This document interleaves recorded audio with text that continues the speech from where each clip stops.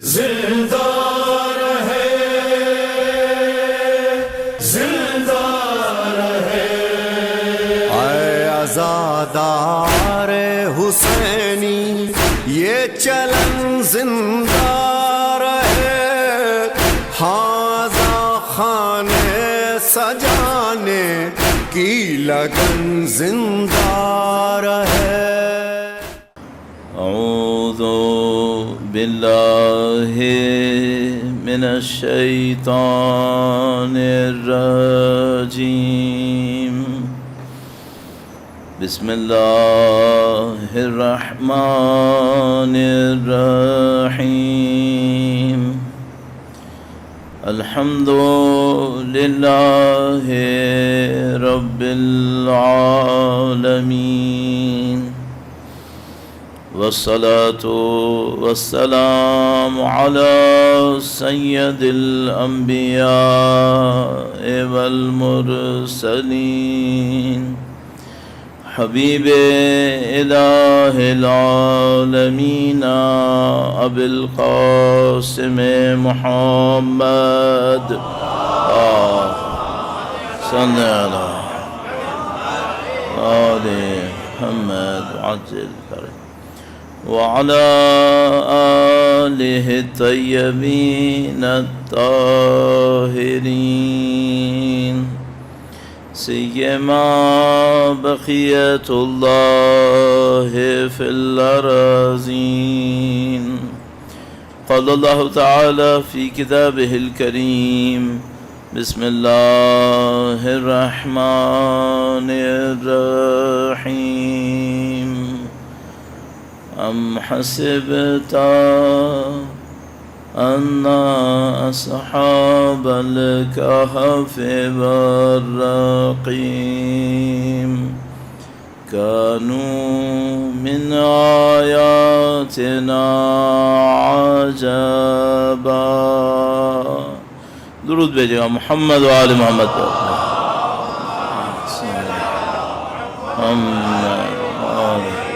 محمد وعجل fridge. پروردگار عالم کا انتہائی لطف و کرم، انتہائی احسان، اس نے ایک بار پھر یہ سعادت نصیب کی، اہل بیت اطہار علیہ السلام کے ذکر کی، ان کے فرش عزا پر بیٹھنے کی، اور یہ کہ انشاءاللہ ان کی تعلیمات سے فائدہ اٹھاتے ہوئے، ان کی تعلیمات پہ عمل کرتے ہوئے ہم ان کے راستے پر چلیں اور وہ دعا پوری ہو جائے، اللہم اجعل محیای محیا محمد و آل محمد و مماتی ممات محمد و آل محمد۔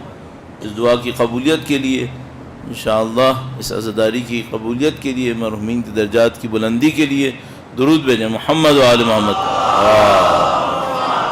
صلی علی محمد آل محمد وعجل فرجہ۔ پروردگار عالم نے اس دنیا کو اسباب کے نظام کے اوپر خلق کیا ہے، یعنی ہر چیز کا کوئی قانون ہے، کوئی ضابطہ ہے، اور یہ خدا متعال کی حکمت کی ایک نشانی ہے کہ جب بھی کوئی کام انجام پائے گا اس کا کوئی سبب ہوگا، اور اس سبب اور مسبب کے درمیان، یعنی جو علت معلول ہے، ان دونوں کے درمیان کوئی رابطہ ہوگا۔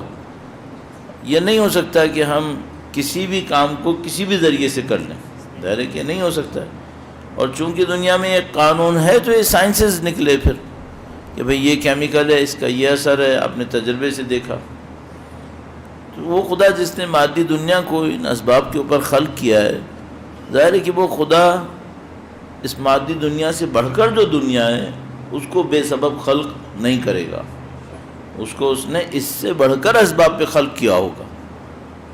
لیکن ہماری یہاں پر کچھ کوتاہی ہوتی ہے، کچھ غلطیاں ہوتی ہیں۔ ایک مثال عرض کرتا ہوں، اور یہیں سے انشاءاللہ ایک موضوع کا آغاز بھی کریں گے آج، اور اس کے بعد کوشش کریں گے اس موضوع کے اطراف میں جو بھی اور ذیلی موضوعات آتے ہیں ان کو ان 5 دنوں کے اندر آپ کی خدمت میں عرض کریں۔ درود بھیجے گا محمد و آل محمد صلی محمد محمد وعجل فرجہ۔ جو ہم موضوعات کا انتخاب کرتے ہیں وہ کس ترتیب سے کرتے ہیں، کس ترکیب سے کرتے ہیں، یہ بڑا سخت معاملہ ہے۔ جب بھی ماہ محرم اور اضحیٰ کے ایام شروع ہوتے ہیں تو جو پڑھنے والے ہوتے ہیں ان کے سامنے بہت بڑا مسئلہ یہ مسئلہ ہوتا ہے کہ موضوع کا انتخاب کیسے کیا جائے۔ اس کی وجہ یہ ہے کہ ظاہر ہے آپ کے اوپر کوئی علم نازل تو نہیں ہو رہا ہے، آپ نے جو پہلے کا علم ہے اسی سے کہیں نہ کہیں کچھ عرض کرنا ہے۔ سننے والے بھی ہر روز تو نئے نہیں آ رہے، سننے والے وہی لوگ ہوں گے جو پچھلے سال بھی سنے ہوئے تھے۔ تو اب یہ الزام اٹھائیں کہ آپ ایک ہی مطلب بار بار کہہ رہے ہیں، تو وہ بھی الزام اٹھانا آسان نہیں ہے، گرچہ بعض لوگ اسے قبول کر لیتے ہیں کہ چلو ٹھیک ہے اب کچھ نہیں کر سکتے تو یہی کر لیں۔ پھر نیا جو لائیں تو کہاں سے لائیں؟ یہ بڑا عجیب سا موضوع ہوتا ہے۔ اس میں نے اپنی زندگی میں ایک بات سوچی کہ نیا موضوع آئے گا ایک خاص جگہ سے۔ ظاہر ہے کہ میرے پاس کوئی رابطہ نہیں ہے اوپر سے کہ میں پوچھوں بھائی نیا موضوع کیا ہوگا، لیکن میں نے دیکھا کہ میں ایک انسان جو اپنے طالب علمی کی زندگی میں چل رہا ہے، تقریباً 40 سال ہو گئے طالب علم بنے ہوئے، تو جو 40 سال طالب علمی ہے اس میں نے کیا اٹھایا، کیا جھیلا، جو مختلف مراحل پہ میں جھیلتا رہا ہوں، کوشش کرتا ہوں اس سے خود اپنی زندگی میں جو فردر ڈیولپمنٹ کروں تو وہ کیسے کروں گا۔ آپ کے لیے میرے لیے اچھا نہیں ہے کہ ہم اپنی زندگی میں ایک دن بھی ایک جگہ کھڑے رہیں، یہ ہمارے لیے اچھا نہیں ہے۔ مولانا نے فرمایا کہ وہ شخص ہلاک ہو گیا کہ جس کے 2 دن ایک جیسے رہے، برابر ہو گئے، وہ ہلاک ہو گیا۔ اور یہ خطرہ بہت زیادہ ہے، پیچھے نہ بھی جائیں تو خطرہ یہ رہتا ہے کہ انسان ایک ہی جگہ کھڑا رہتا ہے، زندگی گزر جاتی ہے۔ اچھا وہ جہاں کھڑا رہتا ہے تو یہ کیوں نہیں سوچتا کہ میں کھڑا ہوا ہوں، ہل نہیں رہا؟ اس کی وجہ یہ ہے کہ اس کے اطراف میں لوگ اس سے بھی نیچے جا رہے ہوتے ہیں، تو اس کو ایک سیٹسفیکشن ملتی رہتی ہے کہ دوسرے لوگ مجھ سے بھی نیچے جا رہے ہیں اور میں کچھ نہیں کر رہا تو کم سے کم اپنی جگہ پہ کھڑا ہوں۔ لیکن وہ بیچارہ بیوقوف بن جاتا ہے، چونکہ ہمیں آخرت دوسروں کے ساتھ اکٹھی نہیں گزارنی ہے، اپنی اپنی آخرت، اپنی اپنی قبر خود دیکھنی ہے۔ اس دنیا میں تو یہ ہو سکتا ہے کہ بھائی میرے پاس ایک گاڑی ہے، دوسروں کے پاس تو اس سے بھی کم ہے، یہ چل جائے گا شاید، لیکن میں دنیا میں یہ سوچوں کہ دوسرے لوگ نعوذ باللہ تعالی، صد نعوذ باللہ، ایسا نہیں ہوگا لیکن میں کہہ رہا ہوں کہ مثلا دوسرے لوگ جہنم کے اتنے نیچے درجے میں جا رہے ہیں، میں تو تھوڑا سا اونچے والے درجے میں ہوں، یہ صحیح بات نہیں ہوگی۔ دوسرے کہاں جا رہے ہیں مجھے اس سے کیا غرض، مجھے تو دیکھنا ہے میں کہاں جا رہا ہوں۔ تو 2 دن برابر بھی نہیں ہونے چاہیے، کوئی نہ کوئی ڈیولپمنٹ ہونی چاہیے۔ یہ ڈیولپمنٹ کہاں سے آئے گی؟ یہ کویسچن اندر سے کھانا چاہیے اس کو ہمیں، یعنی یہ ہمارے اندر سے تڑپ پیدا کرے کہ ڈیولپمنٹ کہاں سے آئی ہے۔ کیوں؟ نماز تو پہلے بھی پڑھ رہا تھا، ابھی بھی پڑھ رہا ہوں، روزے تو پہلے بھی رکھ رہا تھا، عزاداری میں پہلے بھی جاتا تھا، تو ڈیولپ کیسے ہوں گا، آگے کیسے بڑھوں گا؟ اور میں طالب علم ہونے کے ناطے آپ کی خدمت میں عرض کر رہا ہوں، اگر یہ سوال آپ کے لیے نہیں بن رہا ہے، یہ بہت غلط نشانی ہے، اس سے ہوشیار رہیے گا۔ اگر یہ سوال آپ کے لیے نہیں بن رہا ہے، کیا سوال؟ کہ میں آگے کیوں نہیں بڑھ رہا؟ اگر یہ نہیں آ رہا سوال آپ کے ذہن میں، بہت خطرناک بات ہے۔ کیوں؟ اس کا مطلب یہ ہے کہ شیطان ایک معاملے میں دھوکہ دینے میں کامیاب ہو گیا، اس کو کہتے ہیں خود پسندی، کہ میں کسی اچھی جگہ پہنچ گیا ہوں۔ یہ بہت خطرناک جگہ ہے۔ اگر خود پسندی نہیں ہوتی تو کیوں راضی ہوئے اس جگہ پہ جہاں اب تک کھڑے ہو؟ آگے جاتے۔ اس کی ایک اور وجہ بھی ہے، وہ بھی آپ کی خدمت میں عرض کروں، درود بھیجے گا محمد و آل محمد، صلی علی محمد آل محمد وعجل فرجہم۔ ایک اور وجہ یہ ہے کہ معمولاً ہم لوگ اپنے سے بہتر کو اس معاملے میں نہیں دیکھتے۔ ہمارے پاس روایت موجود ہے کہ دنیا کے معاملے میں ان کو دیکھو جو تم سے نیچے ہیں، آخرت کے معاملے میں ان کو دیکھو جو تم سے اوپر ہیں۔ بدقسمتی سے ہماری دنیا الٹی ہے، ہم دنیا کے معاملے میں بادشاہوں کو دیکھتے ہیں، اور آخرت کے معاملے میں اس آخرت کے انتہائی پست لوگوں کو دیکھتے ہیں، اس کی وجہ سے سیٹسفیکشن آ جاتی ہے۔ تو اس کا مطلب ہے ایک اور کام کر لیں، کچھ ایسے لوگوں کی زندگی پڑھنا شروع کر دیں جو ہم سے بہتر تھے، کچھ تو جھٹکا لگے کہ بھائی یہ بھی ہو سکتا تھا اور ہم نے نہیں کیا، تو کچھ انسپریشن ملے گی، کچھ آپ کو طلب ملے گی۔ تو میں ان 5 دنوں میں کوشش کروں گا 1-2 کتابیں ایسی آپ کی خدمت میں عرض کر جاؤں، اور ظاہر کوشش کروں گا اردو زبان میں ہونی چاہیے، ورنہ کیا فائدہ ہوگا دوسرے لوگوں کو۔ تو ایسی کتابیں بھی بتا دیں گے کہ جس میں آپ کچھ آگے کے لوگوں کو بھی دیکھ لیں، تاکہ انشاءاللہ اس سے بھی ایک انسپریشن مل جائے۔ اور پوائنٹ جو ہے وہ یہی ہے کہ بھائی یہ جو ترقی ہے یہ کیوں نہیں ہے اگر ایک جیسی ہے، پیچھے جا رہی ہے تو خیر بہت ہی خطرناک معاملہ ہے، اس کو بھی عرض کریں گے۔ اور اگر ترقی کرنی ہے تو یہ ترقی کیسے کرنی ہے، ہم تھوڑا اس کے اوپر فوکس کریں گے۔ لیکن اس کے ساتھ ایک اور موضوع ہے جو اس میں مددگار ہوگا، تو پہلے میں نے موضوع کو تو تھوڑا بہت آپ کی خدمت میں عرض کر دیا، اب اس سے لنک کرتے ہوئے جو موضوع ہے وہ بھی تھوڑا سا عرض کروں گا۔ درود بھیجے گا محمد و آل محمد، صلی علی محمد آل محمد وعجل فرجہم۔ عرض ہوا کہ خدا متعال نے اس دنیا کو قوانین پہ خلق کیا ہے۔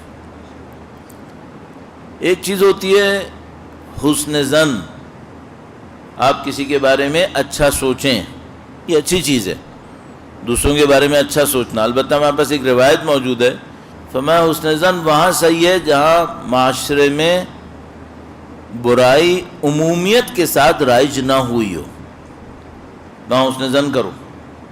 لیکن اگر کوئی برائی عمومیت کے ساتھ رائج ہو گئی ہے، اب حسن ظن نہیں ہے صحیح یہاں پر۔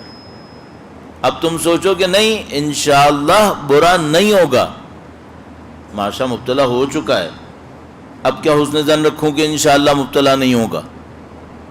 مثال، بچے بہرحال ٹریک سے اتر رہے ہیں، اگلی نسل کہیں اور جا رہی ہے، میں کوئی کوشش نہ کروں، حسن ظن رکھو انشاءاللہ صحیح ہو جائے گا۔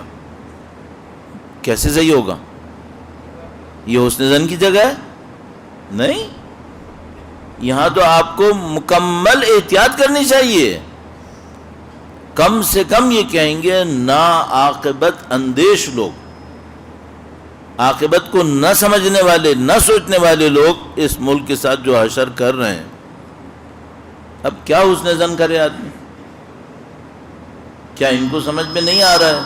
اور ہمیں خطرہ ہے کہ شاید سمجھ میں نہ آ رہا ہو، کیونکہ نفس پرستی ایک حد کے بعد انسان کو دیوانہ کر دیتی ہے، اور یہ نفس پرستی کا جو اسکیل ہمارے ہاں طاقتور لوگوں کے ہاتھ میں ہے، اس کے بعد یہ توقع رکھنا کہ ان کی عقول معقول فیصلے کر دیں گی تقریباً ناممکن ہو گیا۔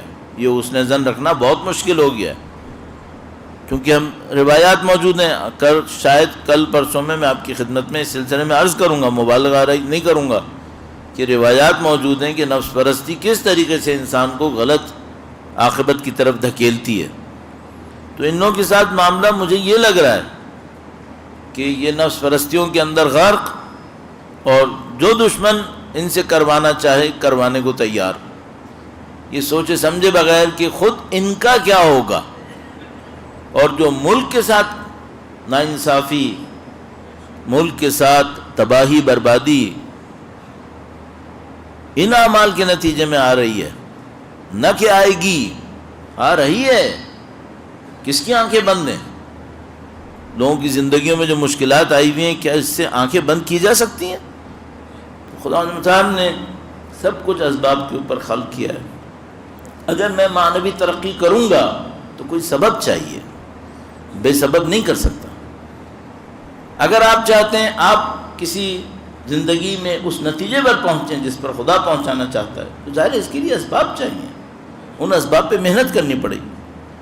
کوئی انسان کسی جگہ پر پانی ڈال کر آگ کا نتیجہ نہیں لے سکتا، نہ کوئی انسان آگ ڈال کر پانی کا نتیجہ لے سکتا ہے۔ خدا نے ہمیں اپنے قرب کا وعدہ کیا ہوا تمام عبادتوں کو قربتاً الی اللہ کرنے کا ہم نے حکم دیا ہوا ہے. یہ قرب الہی مفت میں نصیب نہیں ہوگا. یہ قرب الہی، خدا متعال کا قرب، یہ کسی اسباب سے نصیب ہونا ہے. ہمیں اور آپ کو جو دیکھنا ہے وہ یہ کہ بھئی یہ جو کائنات ہے، اور میں اس موضوع سے بھی اور نزدیک کروں چند نکات سے جو عرض کیا، یہ کائنات 15-20 علیحدہ مجموعے نہیں ہیں. یہ کائنات توحید کے سائے میں ہے. اگر ایک جگہ کوئی خرابی آئی ہے، یقیناً کہیں اور کوئی خرابی آئی ہے. یا اس کے سبب ہے، یہ سبب ہے اس کے لیے، یا وہ سبب ہے اس کے لیے. بس اگر مثلا آپ نے تمام عوامل اسباب کا جائزہ لیا، آپ نے دیکھا جین میں کوئی خرابی ہے، اب یا اس جین کی وجہ سے کوئی اور خرابی آنے والی ہے، یا یہ جو جین ہے یہ بھی کسی خرابی کا نتیجہ ہے. تو یہ جو ملک کی حالت ہے نا، یہ بے سبب نہیں ہے، سبب کہیں اور ہے. اس سبب کو ڈھونڈے بغیر اصلاح نہیں ہو پائے گی. وہ سبب ڈھونڈنا پڑے گا ہمیں. جب آپ وہ اسباب ڈھونڈیں گے تب آپ کو نظر آئے گا، اور آپ جانتے ہیں، اس پر آپ کا عقیدہ ہے کہ توحید کیسے عمل کر رہی ہے. توحید کا عمل ہے یہ. ابھی مثال کے طور پر آج کل بہت زیادہ گفتگو اچھا ہے کہ ہو رہی ہے انوائرمنٹ کے حوالے سے، آپ فضا کے حوالے سے، کہ بھئی یہ جو جس انوائرمنٹ کے اندر ہم زندگی گزار رہے ہیں یہ تباہ ہو رہا ہے. پتہ نہیں ہیٹ ویوز آ رہی ہیں، سیزن کے علاوہ ہٹ کے چیزیں ہو رہی ہیں. یورپ میں پتہ نہیں 40 درجے تک گرمی پڑ رہی ہے، کہیں پہ گرمی آ ہی نہیں رہی ہے. تو یہ سب لوگ کہہ رہے ہیں کہ ہاں بھئی یہ ہمارا جو انوائرمنٹ تھا وہ کولیپس کر رہا ہے. البتہ کچھ لوگ کہہ رہے ہیں کہ ٹیمپرری ہے، واپس آ جائے گا. کچھ لوگ کہہ رہے ہیں کہ نہیں، نو ریٹرننگ پوائنٹ کے یا نزدیک آ چکے ہیں یا اس پوائنٹ کو گزار چکے ہیں. کچھ لوگوں کی باتیں یہ، کچھ کی وہ. اب سوال یہ ہے کہ کیا یہ جو انوائرمنٹ ہے یہ توحید سے ہٹ کر بنا ہوا ہے؟ نہیں، یہ بھی توحید کے سائے میں ہے. اب آپ کہیں گے مولانا دیکھیں، آپ انوائرمنٹ کو آپ گیسز تک رکھیں، فوسل فیولز تک رکھیں، اس کو آپ ادھر اخلاق میں نہیں لائیں. بھائی میں کیا کروں؟ روایتوں نے اس کو ایک دوسرے سے کنیکٹ کیا ہوا ہے. اگر یہ گناہ کرو گے تم پر بارش نہیں برسے گی، اگر یہ گناہ کرو گے تمہاری فصلیں خراب ہوں گی. یہ کنیکشن دیا ہوا 1400 سال پہلے. اب میرا جیسا طالب علم اپنی آنکھوں سے پڑھ رہا ہے، دیکھ رہا ہے، تو کیا انکار کروں اور کہوں کہ نہیں تم اس کو ہٹا دو، اس پہ کوئی کریکشن نہیں کرو اور جا کے جاؤ انوائرمنٹ کے اوپر کام کرو؟ بھائی یہ توحید ہے. وہ اوزون لیئر ہو، آکسیجن اور کاربن، وہ بھی اسی خدا کی ہے جس نے ہمیں اخلاق دیا ہے. یہاں پہ خرابی کرو اور وہاں پہ اصلاح رہے، یہ نہیں ہوگا. یا وہاں پہ اس خرابی ہو رہی ہو اور اس کا یہاں سے کوئی تعلق نہ ہو، نہیں، یہ نہیں ہونے والا ہے. کچھ بھی کر لو نہیں ہوگا. تو ابھی کیا کرنا ہوگا؟ دونوں چیزیں صحیح کرو، دونوں پہ محنت کرو. ایک دفعہ میں کراچی میں جا رہا تھا کہیں ٹیکسی میں، پہلے بھی سنا چکا ہوں گا. ٹیکسی والے سے میں نے کہا کہ الحمدللہ روڈز اچھی بن رہی ہیں کراچی میں اور اب شاید ٹریفک بہتر ہو جائے گی. اس نے کہا نہیں ہوگی. میں سمجھا ٹیکسی والے ہمیشہ ایسی باتیں کرتے ہیں، پیسمزم دکھاتے ہیں، نیگیٹو. تو میں نے کہا کیوں نہیں ہوگی؟ کہنے لگا ٹریفک سڑکوں سے صحیح نہیں ہوتی. میں نے کہا بھائی کس سے صحیح ہوتی ہے؟ کہنے لگا ٹریفک اس وقت صحیح ہوتی ہے جب لوگ ایک دوسرے کی رسپیکٹ کرتے ہیں، اس وقت ٹریفک صحیح ہوتی ہے. یہ آپ سڑکیں چوڑی کیے جاؤ اور ان کو رسپیکٹ کرنی نہیں آتی، یہ ٹریفک صحیح نہیں ہونے دیں گے. نہ کہوں 100% تو کم از کم 90-95% تو کہوں گا کہ صحیح کہہ رہا ہے.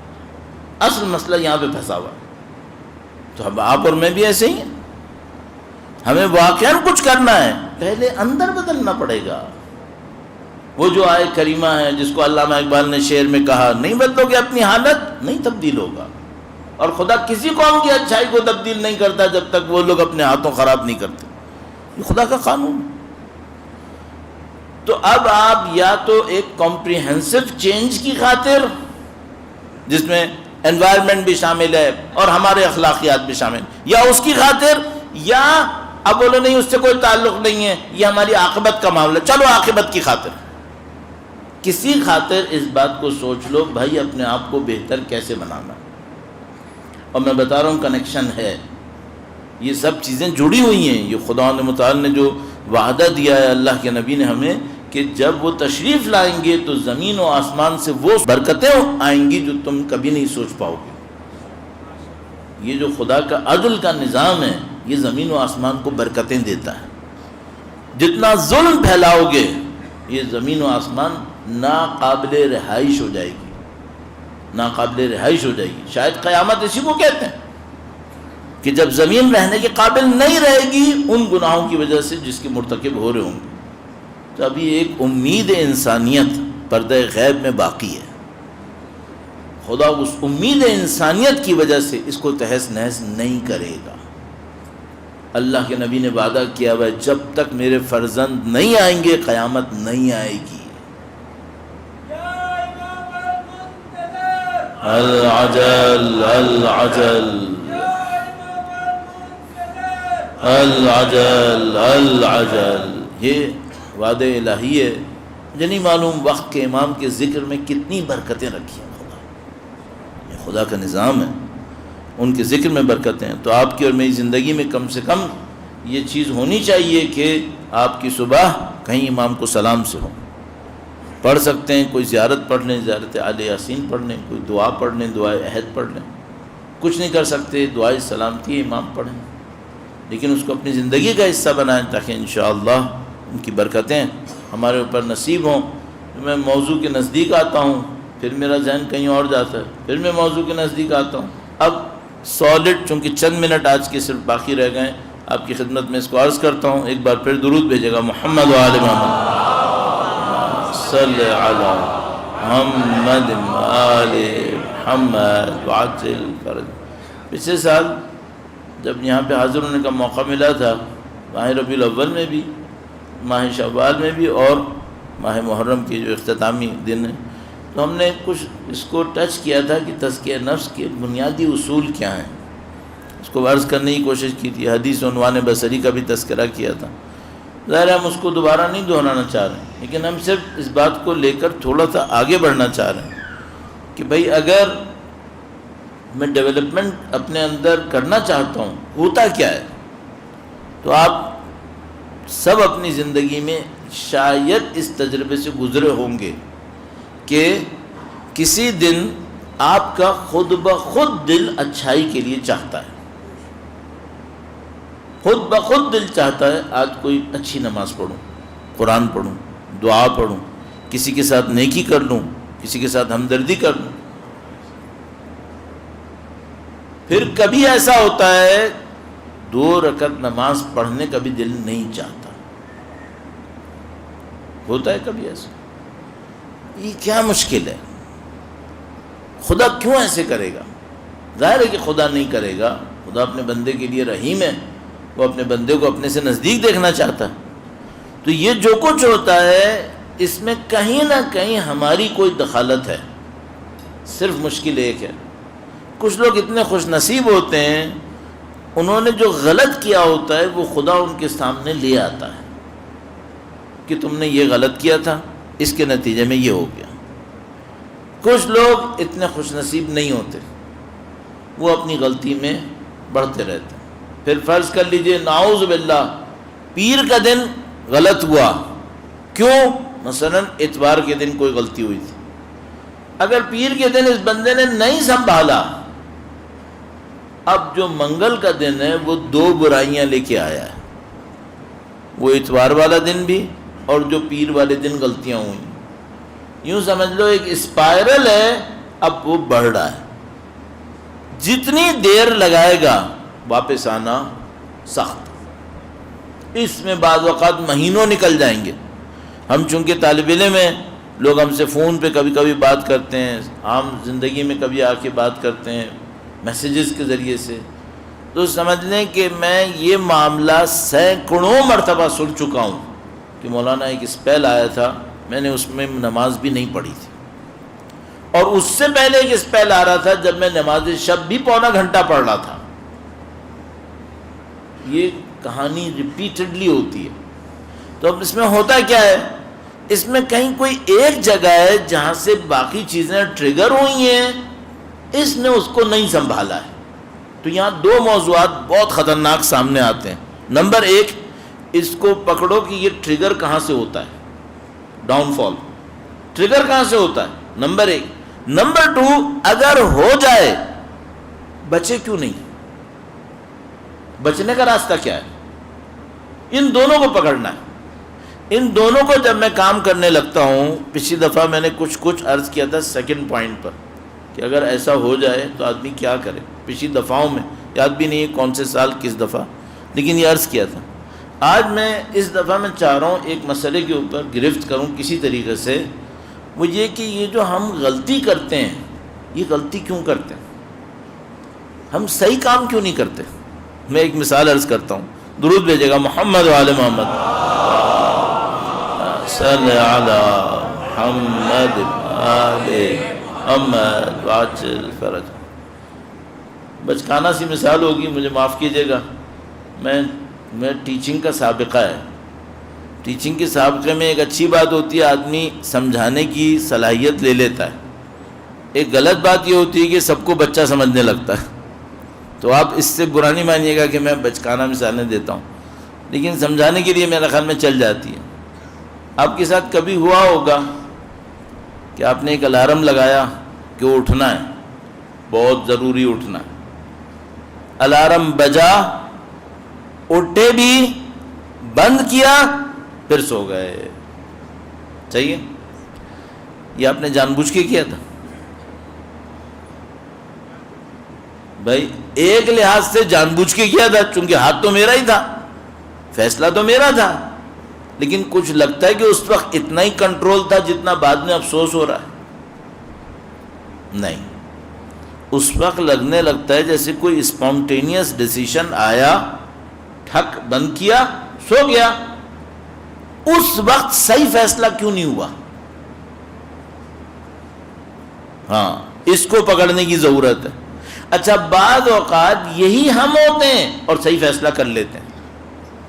ہاں, مثال عرض کرتا ہوں بھائی. ایک رات آپ سوئے, اب فجر کا ٹائم آج کل ایک چیلنج بنا ہوا ہے.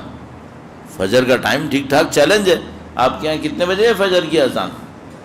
میں نے کسی سے پوچھا فجر کی اذان کتنے بجے, کہنے لگا مولانا قضا کا پوچھو, اذان کا کام پوچھ رہے ہو. 3:50. میں ابھی کہیں اور تھا, وہاں پر فجر ہو رہی تھی 2:40 پہ. اب ظاہر ہے ایک بندہ کہیں گیا ہے, واپس آیا ہے, اذان مغرب 9:30 بجے ہے. صحیح ہے, جائے گا, کھائے پیے گا, واپس آئے گا, سوتے سوتے اس کو 11-12 تو بجنے ہی ہیں. صحیح ہے, 12-12:30 بجے عزاداری کے ایام بھی ہیں ظاہر ہے. اب وہ بندہ خدا سو رہا ہے اور اس کو 2:30 بجے اٹھنا ہے تاکہ وہ نماز اول وقت پڑھ لے. جس نے قضا کے نزدیک بھی پڑھنی ہے اس کو بھی بھائی 3 گھنٹے میں تو اٹھنا پڑ جائے گا. صحیح ہے, کبھی اٹھ رہا ہے, کبھی سو رہا ہے. کبھی وہ دیکھتا ہے کہ پچھلی رات صرف آدھا گھنٹہ سویا تھا, پھر بھی اٹھ گیا. اب اس کا مطلب یہ کہ عذر نیند نہیں ہے, معاملہ کچھ اور ہے. کسی رات 6 گھنٹے سویا تھا, پھر بھی نہیں اٹھا. صحیح ہے, یہ 2 آدمی ہیں یا ایک ہی ہے؟ ایک ہی ہے. تو بدن کی تھکاوٹ نے طے کیا تھا کہ آدھے گھنٹے کے بعد اٹھ گئے تھے, تو پھر تو نہیں اٹھنا چاہیے تھا. تو جس دن 4 گھنٹے سوئے تھے پھر کیسے نہیں اٹھے؟ اس دن تو اٹھ جانا چاہیے تھا. اس کا مطلب ہے معاملہ یہ بدن کی تھکاوٹ کا بھی نہیں ہے. بندہ ایک ہی بندہ ہے, 2 بیہیویئر دکھا رہا ہے. دونوں بیہیویئر کے اندر یہ ریفلیکٹ ہو رہا ہے کہ اس کا تعلق اس کی جسمانی تھکاوٹ سے نہیں ہے, معاملہ کچھ اور ہے. اب کتنے لوگ ہیں جو جا کر پکڑیں کہ معاملہ کیا ہے؟ معمولاً لوگ کیا کرتے ہیں, وہ بہائے میں بہہ جاتے ہیں. یعنی ایک دفعہ ہو گیا, اس نے کہا کوئی بات نہیں, کل میں 2 الارم لگا دوں گا. اگلے دن 2 الارم لگائے, پھر سوتا رہ گیا. اب تو سمجھ جاؤ کہ معاملہ الارم کا نہیں ہے, معاملہ کچھ اور ہے. بعض اوقات ہوتا ہے, تھکاوٹ کا معاملہ ہوتا ہے. وہ کیسے؟ رات کو پیٹ بھر کے کھا کے سویا ہے, اس کے اوپر کولڈ ڈرنک اور لسی بھی پی لی ہے، تو جو سانس کی بھی گنجائش تھی اس میں سے بھی کچھ جگہ گھیر چکا ہے۔ اس کے بعد سوچ رہا ہے 2 گھنٹے بعد فجر کے لیے اٹھوں گا۔ بیٹا تمہیں 6 گھنٹے بعد موت بھی آئے تو مشکل ہے کہ اٹھو گے، اتنا کھا پی چکے ہو، تھوڑا کم کھا کے سو تو شاید کوئی چانس ہے۔ یہ تو یقیناً اپنی حرکت ہے، جسم کی حرکت ہے، لیکن بعض اوقات ایسا بھی نہیں ہے، جتنی زندگی میں نارملی کھاتا تھا اتنا ہی کھایا تھا۔ صحیح ہے؟ تو مجھے آپ کو کہیں اور بات نہیں کرنی، اور زیادہ اس پہ کنسنٹریٹ کرنا ہے، فوکس کرنا ہے، یہ فیصلے غلط کیوں ہوتے ہیں۔ یہ جو میں نے مثال دی اس میں پھر آسان ہے، آپ کہیں گے اس میں آسان ہے، اس میں زیادہ مشکل ہے، نہیں یہ پھر آسان ہے۔ کیوں؟ اسپونٹینیس ڈیسیشن ہے، لاجیکل کیلکولیشن ہوئی ہی نہیں ہے۔ اس خواب میں جب انسان اٹھ کے الارم پہ ہاتھ مارتا ہے اور نہیں اٹھتا، کوئی لاجیکل کیلکولیشن کی تھی اس نے؟ نہیں۔ اور جب وہ اٹھ جاتا ہے تو کیا لاجیکل کیلکولیشن پہ اٹھتا ہے؟ نہیں۔ یہ پھر آسان ہے پکڑنا، ایک اور جگہ سخت ہے۔ وہ کیا ہے؟ ایک فیصلہ کرنا تھا جس میں ساری کیلکولیشن بھی اس نے خود کی ہیں، پھر بھی فیصلہ غلط کیا ہے۔ اب کیوں غلط کیا ہے؟ اب یہ فیصلہ صحیح کیسے ہوگا؟ صحیح ہے؟ تو میں آپ کی خدمت میں عرض کر رہا ہوں، ہماری ساری ڈیولپمنٹ قربتاً الی اللہ، اللہ کا قرب، معنوی ترقی، سب کا دار و مدار ایک معاملے کے اوپر ہے، فیصلہ صحیح کیسے ہوگا؟ چاہے وہ فیصلہ لاجیکل کیلکولیشن والا فیصلہ ہو، چاہے وہ فیصلہ ہو جو اسپونٹینیس ہو رہا ہے، جس میں کوئی لاجیکل کیلکولیشن انوالو نہیں ہوئی ہے، ان دونوں کے اوپر گفتگو ہے۔ اب اس کے اوپر تھوڑا سا رائز پیش کرنے ہیں اگلے 4 دن میں، اور کوشش کریں گے کہ کوئی اس میں اچھے ریزلٹس نکال سکیں۔ درود بھیجے گا محمد و آل محمد، اللہم صلی علی محمد و آل محمد وعجل فرجہم۔ گرمی بھی کافی زیادہ ہے، باتیں بھی تھوڑی سی گرمی والی ہو گئی ہیں، لیکن ایک بات ہمیشہ ذہن میں رکھیے گا، سورہ توبہ میں خداوند متعال نے لوگوں سے کہا کہ تم جنگ کے لیے کیوں نہیں جاتے؟ ظاہراً غزوہ تبوک کا معاملہ تھا، تو انہوں نے کہا کہ باہر گرمی بہت ہے اس لیے ہم نہیں جاتے۔ تو خداوند متعال نے فرمایا کہ نار و جہنم اشد و حرہ، یاد رکھنا جہنم کی آگ اس سے زیادہ گرم ہوگی، گرمی تمہیں صحیح کام سے نہ روکے، اس بات کو ذہن میں رکھیں۔ اگر کبھی آپ کو لگے کہ اے سی میں سونے کی وجہ سے نہیں اٹھ پا رہے تو میں مشورہ دوں گا پھر جا کے ایسی جگہ سو جہاں پنکھا بھی نہ چلے۔ کیوں؟ قضا نماز کی گرمی اس سے کہیں زیادہ ہوگی جو بغیر پنکھے سونے سے ملے گی، وہ بہت سخت ہوگا۔ تو نہیں کہہ رہا کہ آپ بغیر پنکھے کے سوئیں، خدا نہ کرے کچھ اور نہ ہو جائے، لیکن تھوڑا سا اپنی لذتوں کو کم کر لیں۔ اگر لذتیں رکاوٹ بنتی ہوں تو میں نے فجر کے اوپر کافی بات کر لیا آج، انشاءاللہ آپ اور ہم خوش نصیب ہیں۔ قسم کھانا مکروہ ہے لیکن قسم کھائی جا سکتی ہے، خوش نصیب ہیں۔ کبھی بھی زندگی میں مشکلات بڑھ رہی ہوں، اپنے دل سے ایک بات پوچھیے گا، کیا تمہارا کوئی وارث نہیں ہے؟ وارث ہے، گھبراتے کیوں؟ مشکلات سے مت گھبراؤ، گھبرائے وہ جس کا وارث نہیں ہے، جس کا وارث ہے اور وارث وہ ہے جو اولاد علی ہے۔ اللہ، وہ وارث جب تشریف لائیں گے تو چند جملے شروع میں ارشاد فرمائیں گے، اور ان چند جملوں میں ایک جملہ کہیں گے، میں حسین کا بیٹا ہوں، علمت حسین، حسین کا بیٹا ہوں، انا المنتقم، میں خون حسین کا انتقام لوں گا، ارشاد فرمائیں گے۔ اللہ اکبر، اپنے جد امجد کا مرثیہ پڑھیں گے۔ آپ خوش نصیب ہیں کہ آپ کا وارث ہے، آپ خوش نصیب ہیں کہ آپ ان کے غم میں رو رہے ہیں جن کے غم میں وہ وارث روتے ہیں۔ وہ فرماتے ہیں، اے میرے جد امجد، میں آپ کی یاد میں صبح شام خون کے آنسو بہاتا ہوں۔ آپ ان کے غم میں رو رہے ہیں جن کے غم میں وہ وارث کائنات روتے ہیں، اور آپ کیوں نہ روئیں؟ جس نے سید الشہداء کو نبی کے شانوں پر دیکھا ہو، وہ سر حسین کو نیزے پہ دیکھے نہ روئے؟ کیوں نہ روئے؟ کیوں نہ روئے؟ جگر گوشۂ بطول جن کو دیکھ کر نبی خدا کو ٹھنڈک ملتی تھی، اس کے جگر گوشے کے ٹکڑے ٹکڑے ہو رہے ہوں، دیکھے اور نہ روئے؟ کیوں نہ روئے؟ 6 ماہ کا بچہ پیاسا سے بہو رہا، دیکھے اور نہ روئے؟ کیوں نہ روئے؟ تو میرا طریقہ کار رہتا ہے، جہاں کہیں بھی عاشرہ مجالس خمسے کے لیے جاتا ہوں، پہلے دن چند جملے بی بی سیدہ کے مصائب میں سے عرض کرتا ہوں۔ شاید رسم نہ ہو لیکن میں پابند ہوں، اس لیے عرض کروں گا۔ کوئی دیکھے بنت رسول اللہ کو تماشا لگا، نہ روئے؟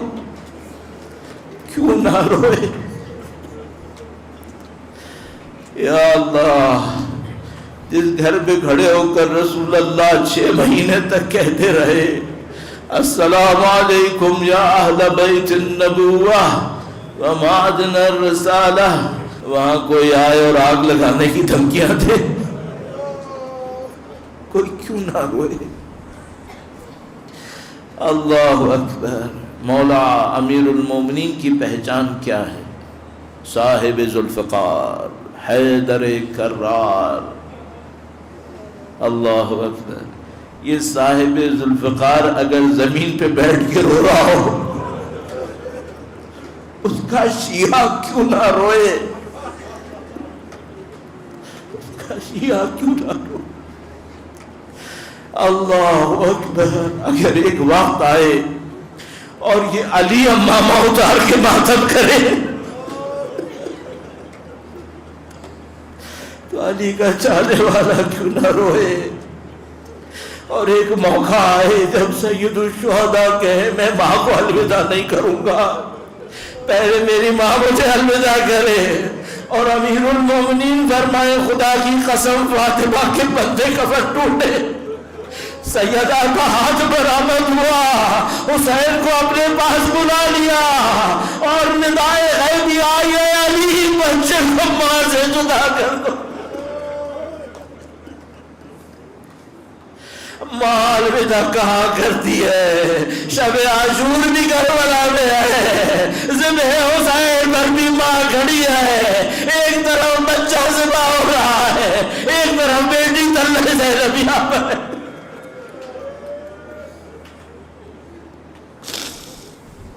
الا لعنت اللہ علی القوم الظالمین وسيعلم الذین ظلموا أيام منقلب ينقلب